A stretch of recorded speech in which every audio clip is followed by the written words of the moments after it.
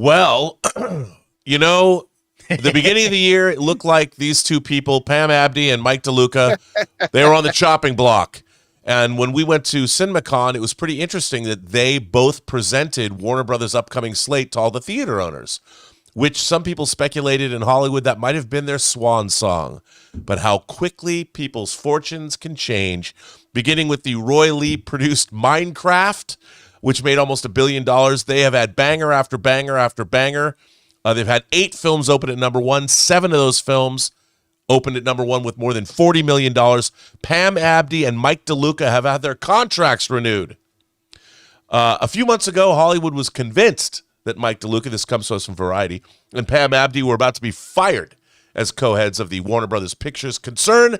What a difference a few hits and one epic comeback can make.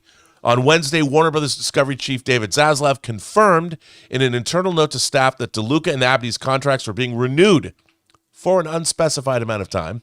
When I first arrived at the studio, recommitting this storied company to its theatrical roots, renewing Warner Brothers' long-standing role as a home for the world's best storytellers, and reestablishing this iconic studio to its position as an industry leader in terms of quality and box office success were among my key objectives. Zaslav wrote, bringing Mike and Pam, I love that, Mike and Pam, on to lead this team was an important step to achieve those goals, and I'm excited to share with you that we have re-upped their deal to enable them to continue the stellar work, and this team will do over the next several years, bringing the very best movies to cinemas around the world. John, this might be a good time to point out, since it's October, that Mike DeLuca wrote the screenplay for John Carpenter's In the Mouth of Madness while he was an executive at Warner Brothers. And you would be happy to know that Arrow is just releasing it on 4K. Anyway, that's just an aside. Mike DeLuca and Pam Abdi now have, they're secure, at least for an unspecified amount of time. John, what do you think about this? Well, I mean, look, I think a big key thing here, too, is that those 7 films in a row that they opened to over $40 million is an all-time Hollywood record. That's an all-time record for a major studio. They set the record with 6, and then they extended it to 7. And then, of course, the record got broken when, as we expected, One Battle After Another did not make $40 million on its opening weekend. And we expected that and whatever. Yeah, listen, and I'll tell you what this is. This is a reward. And it's a golden parachute reward. Because what this deal does is that if, as the whispers going around Hollywood are, if Paramount makes a move to acquire Warner Brothers, guess what comes along with getting Warner Brothers?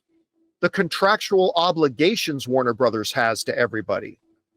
This deal, I think that Zaslav just gave Abdi and DeLuca, is a, hey, if Paramount comes in and they decide they want to clean house, guess who gets a huge payout?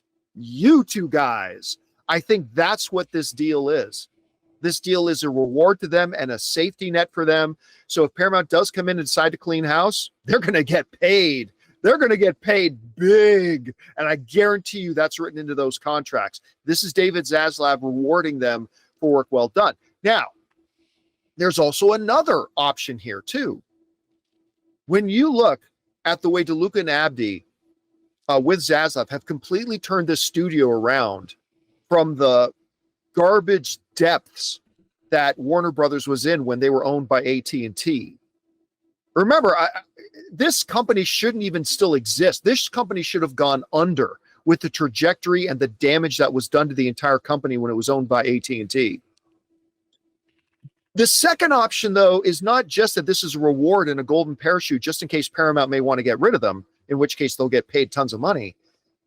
But it could also be something to make Warner Brothers more attractive to a potential buyer. Yeah. Because listen, Rob, there's a scenario here that you could get Ellison come in here with Paramount and buy Warner Brothers, and then boom, DeLuca and Abdi are not just running Warner Brothers studios, they're running Paramount as well.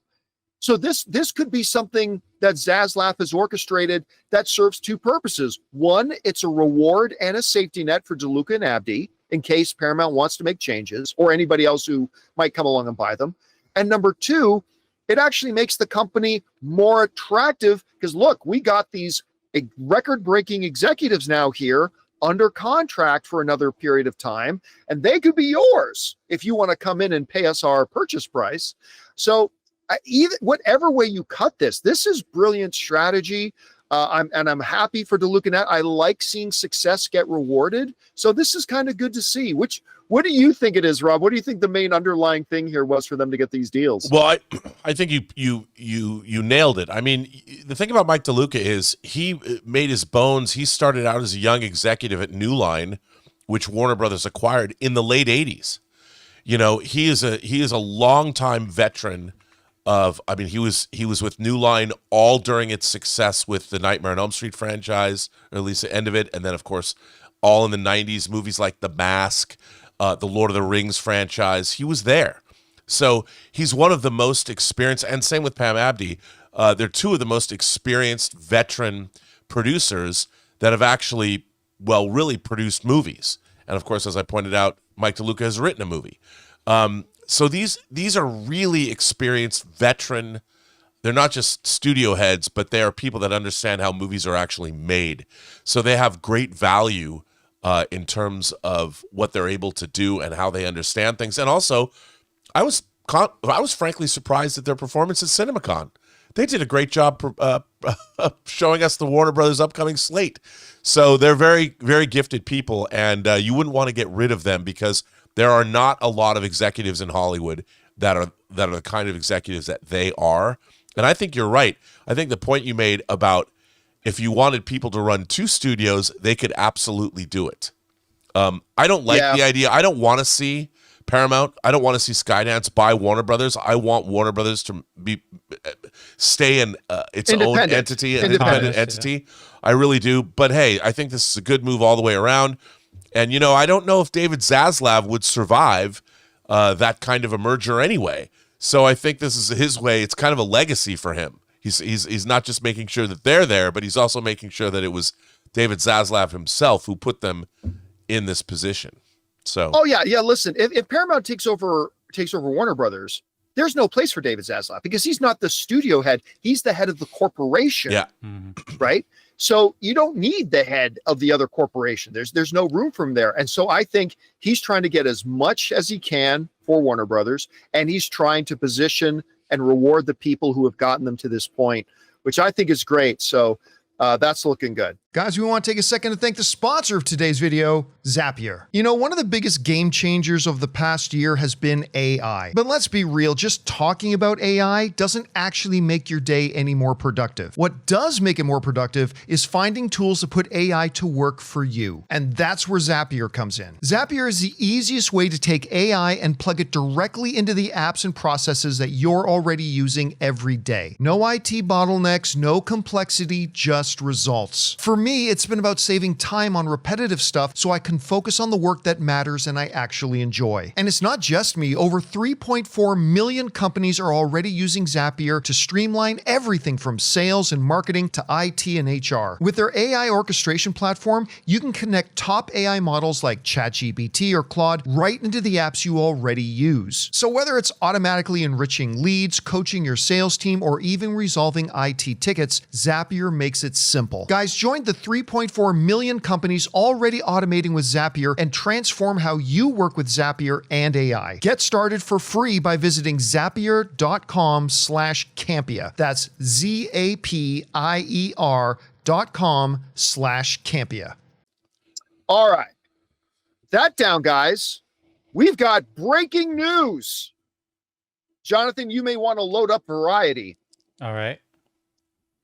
Variety is reporting that Minecraft 2 is now official. Oh my God, you gotta be kidding me. Minecraft 2 is now officially in the works. Again, not a big surprise for anybody. This is a movie that just about made $1 billion. I mean, so no shock and surprise. And it wasn't even all that good of a movie.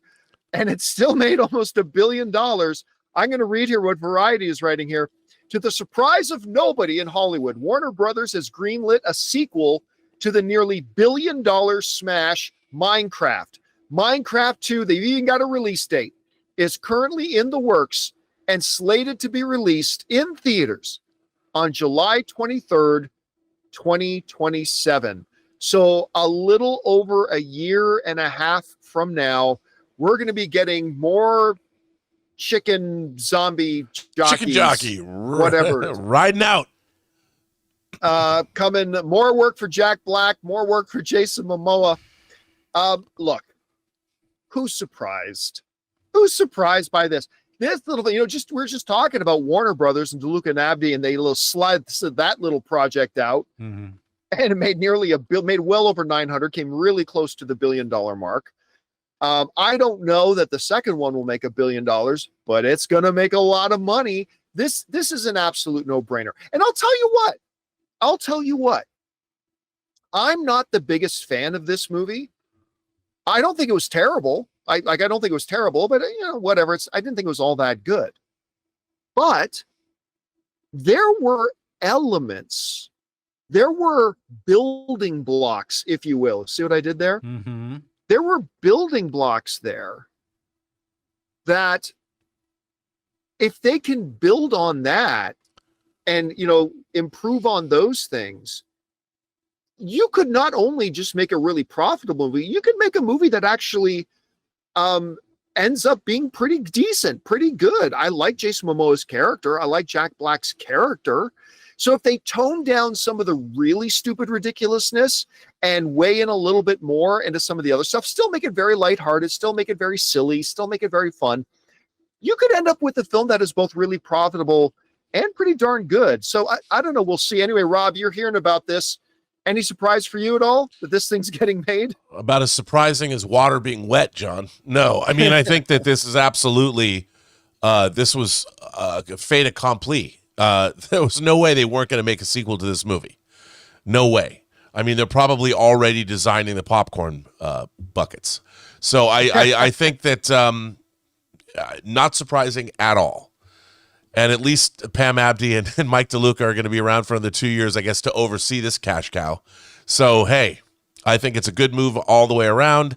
I hope for all of you Minecraft fans, they come up with a great, maybe they'll give you the Empire Strikes Back or the Godfather 2 or the Road Warrior of Minecraft movies with this sequel. Who knows? Think probably all three of those wrapped all together. combined into one. Yeah.